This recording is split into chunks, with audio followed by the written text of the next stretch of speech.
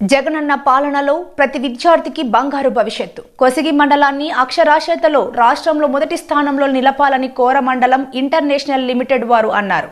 12 లక్షల రూపాయలతో ఏర్పాటు చేసిన వాటర్ ప్లాంట్, ల్యాబులు ఎమ్మెల్యే బాలనాగిరెడ్డి, రాష్ట్ర ముఖ్యమంత్రి జగన్మోహన్ రెడ్డి పాలనలో ప్రతి ఒక్క విద్యార్థి తన భవిష్యత్తుకు బంగారు బాటలు వేసుకోవాలని, కర్నూలు జిల్లా కొసిగి మండలాన్ని అక్షరాస్యతలో రాష్ట్రంలో మొదటి స్థానంలో నిలపాలని MLA Balanagireddy, DEO Rangareddy, Coromandel vice president GV సుబ్బారెడ్డిలు అన్నారు.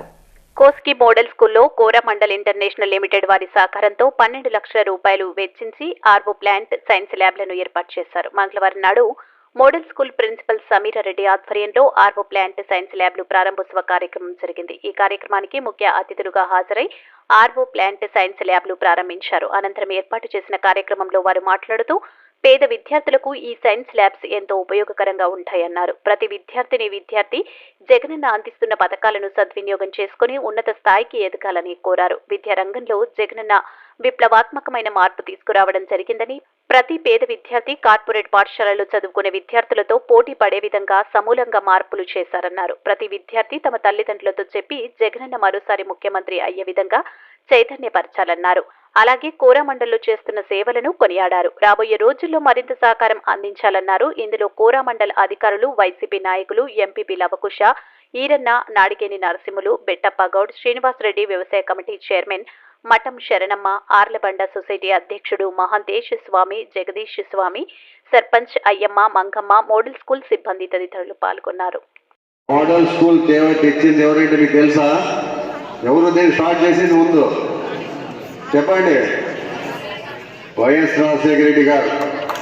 ఆయన దివంగత ముఖ్యమంత్రి రాజశేఖర రెడ్డి గారు పేద పిల్లలు బాగా చదువుకోవాలని ముందుగా మోడల్ స్కూల్ పెట్టిన వ్యక్తి మన రాష్ట్రంలోనే దివంగత ముఖ్యమంత్రి రాజశేఖర రెడ్డి గారు.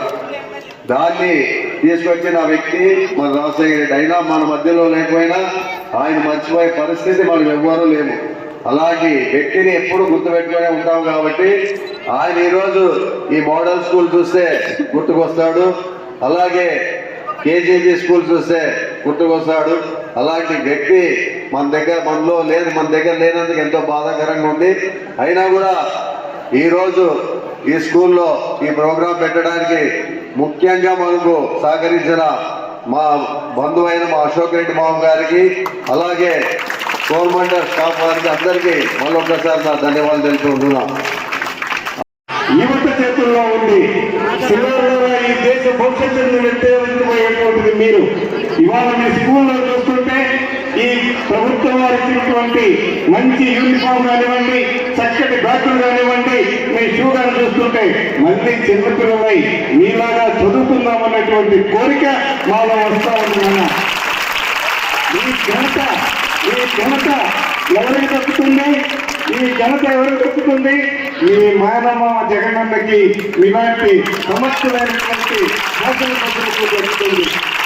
ఈ మాట ఎందుకు చెప్తున్నానంటే, మీకన్నా కూడా చిన్న స్కూల్లో మేము చదువుకునేటువంటి రోజుల్లో చుట్టూ 10 కిలోమీటర్ల నుంచి విద్యార్థులు చినిగిపోయిన చొక్కా వేసుకొని బొక్కలు పట్టే నిక్కతోటి స్కూల్కి రావడానికి సిగ్గుపడి స్కూల్ మానేసినటువంటి సందర్భాలు మేము చదువుకున్నప్పుడు చాలా ఉన్నాయి. మధ్యాహ్నం పూట ముక్కిపోయినటువంటి ఆ గోధుమ పిండో మొక్కజొన్న పిండితోటే పెట్టినటువంటి దాన్ని తిని పాపం పిల్లలకి విరోచనాలై స్కూల్కి మానుకున్న రోజులు ఉన్నాయి. కానీ ఇవాళ కార్పొరేట్ స్థాయిలలో మన స్కూళ్ళను తీర్చిదిద్దినటువంటి ఘనత ఈ ప్రభుత్వానికి అవుతుంది. మీరందరూ పల్లెటూరులో ఉన్నామని, పల్లెటూరులో పుట్టినామని మీరు సిగ్గుపడిన అవసరం లేదు. మీకన్నా చిన్న గ్రామాల నుంచి వచ్చాం. పల్లెటూరులో పుట్టినందుకు ప్రకృతితో కలిసి జీవించేటువంటి చక్కటి వరం మనకు భగవంతుడు ఇచ్చాడు. చిన్నారు నాన్న సృజనాత్మకత మన గుండెల్లో నుంచి, మన దీంట్లో నుంచి, మన మనస్సులో నుంచి సృజనాత్మకత వస్తుంది. మేము ఉస్మానియా యూనివర్సిటీ పోయాం, కర్నూలు మెడికల్ కాలేజీకి పోయాం, చాలా కాలేజీలు కొడితే అక్కడ ఉన్నటువంటి ప్రొఫెసర్లు చెప్పారు, అయ్యా కార్పొరేట్ స్కూళ్ళల్లో బట్టి 10కి 10 తెచ్చుకున్న దానికన్నా జెడ్పీ స్కూళ్ళల్లో 8-9 గ్రేడ్లు తెచ్చుకున్నటువంటి పిల్లలు ఏదన్నా సమస్య వచ్చినప్పుడు ధైర్యంగా ఎదుర్కొంటారు. ఈ కార్పొరేట్ లో చదువుతున్నటువంటి పిల్లలు ఏ చిన్న సమస్య వచ్చినా కూడా వాళ్ళు కుంగిపోతారు. వాళ్ళకి తెలిసిందల్లా రూమ్ లో ఉండి తలుపులు మూసుకోవటమే తెలుసు, కానీ తలుపులు తెరిచి ధైర్యంగా బయటకు వచ్చేటువంటి సమర్థత చిన్నారుల మీలో ఉంది. కాబట్టి మీరందరూ కూడా మేము ఇంటర్వ్యూ చేసేటప్పుడు గుర్తుపెట్టుకోండి, మేము ఎక్కడో యూనివర్సిటీకి చదువుకునే వాళ్ళు పోతే పల్లెటూరు నుంచి వచ్చారు, వీళ్ళంతా కూడా కాస్త ఆముదం బ్యాచ్. ఎందుకంటే మేము అప్పుడు తలకు బాగా ఆముదం రాసుకునే వాళ్ళం. ఆముదం కారుతుంది అనేటువంటిది హైదరాబాద్ నుంచి వచ్చిన సిటీ పిల్లలు ఎగతాళి చేసేవాళ్ళు. ఆ పిల్లలే తర్వాత మా దగ్గరికి కాగితాలు పట్టుకొని ఉద్యోగాలు ఇవ్వమని వచ్చారు. కాబట్టి పల్లెటూరులో పుట్టినామని మీకేమిటంటూ విద్య అనేటువంటి ఎవరి పొత్తు రాదు. మీరు బాగా చదువుకోండి, కష్టపడి చదవండి. భావి భారతంలో ఈ భారతదేశంలో ఎన్నో అవకాశాలు ఉన్నాయి. అలాంటి అవకాశాలు మీరు సద్వినియోగం చేసుకుంటారని, ఇక్కడ మీకు కావాల్సినటువంటి ల్యాబ్ సదుపాయాలు ఇచ్చినట్లయితే మన పిల్లలు బాగా చదువుతారని పెద్దలు వారి ఎమ్మెల్యే గారు అడిగారు. వారు అడిగిన తరువాతనే మేము ఇక్కడ ఇవ్వడం జరిగింది. కాబట్టి ప్రత్యేకంగా మీ తరఫున మా తరఫున అన్నిటి ప్రత్యేకమైనటువంటి కృతజ్ఞతలు తెలియజేసుకుంటున్నాం. మరి ఇంటర్వ్యూలు చేసేటప్పుడు పల్లెటూరు నుంచి వచ్చినటువంటి పిల్లలకి ఇంగ్లీష్ సరిగా రాదనేటువంటిది ఉండేది. కానీ ఇప్పుడు ఏం చేశారు ప్రభుత్వం వారు, ఇంగ్లీష్ మీడియాన్ని కూడా మీకు తీసుకొచ్చారు. కాబట్టి మీరు చక్కగా చదువుకోండి. ఇక్కడ ఉన్నటువంటి ఉపాధ్యాయులందరికీ కూడా చేసేటువంటి మనం ఏంటంటే, మాకు జన్మనిచ్చినటువంటి తల్లిదండ్రులు ఎంత ముఖ్యమో, మాకు చిన్నప్పుడు అక్షర భిక్ష పెట్టినటువంటి మా పద్మావతమ్మ టీచర్ గారు, మా సత్యం మాస్టర్ గారు, ఇవాటికి పండగ జరిగితే దేవుడి పిల్లలకు పోయి, మా ఇంట్లో పొద్దుగదులకు పోయి మా తాత తండ్రులు స్మరించేదానికంటే ముందు మా గురువులకు నమస్కారం చేసుకుంటాం. ఎందుకంటే ఎక్కడో వీధి బదుల్లో చదువుకొని యూనివర్సిటీలో గోల్డ్ మెడల్ తెచ్చుకున్నామంటే అది మా గురువుల యొక్క వారి భిక్షే. కాబట్టి ఉపాధ్యాయులారా, దేశానికి ప్రధానమంత్రి అయినా, రాష్ట్రపతి అయినా, ఇస్రో సైంటిస్ట్ అయినా, కంపెనీకి వైస్ ప్రెసిడెంట్ అయినా ఒకనాడు మీ దగ్గర ఓనమాలు దిద్దుకున్నటువంటి వాళ్ళమే. కాబట్టి ఉపాధ్యాయ వృత్తి అంత ఘనమైనది. ఈ భావి భారతం, గ్రామీణ భారతం బాగుపడాలంటే మీ చేతుల్లో ఉంది.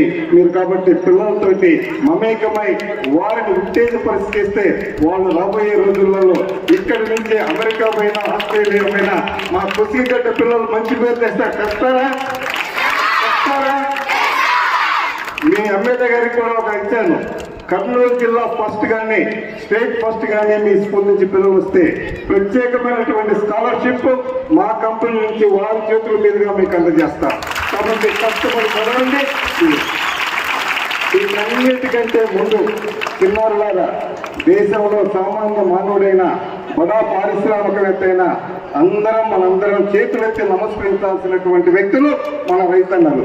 రైతన్నలారా, కరోనా టైంలో బడా పారిశ్రామికమైన బజార్లు పోయే మామూలు మనిషి అయినా అన్నం పెట్టింది మీరు.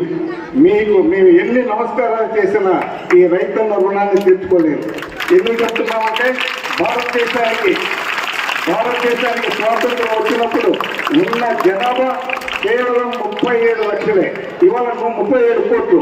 ఇవాళ 147 కోట్ల మంది. మేము చిన్నప్పుడు అందరికి చెప్పినప్పుడుగా స్కూల్ పోయేటప్పుడు అమెరికా వాళ్ళు ఇచ్చే ముక్కిపోయినటువంటి గోధుమలు, మొక్కజొన్న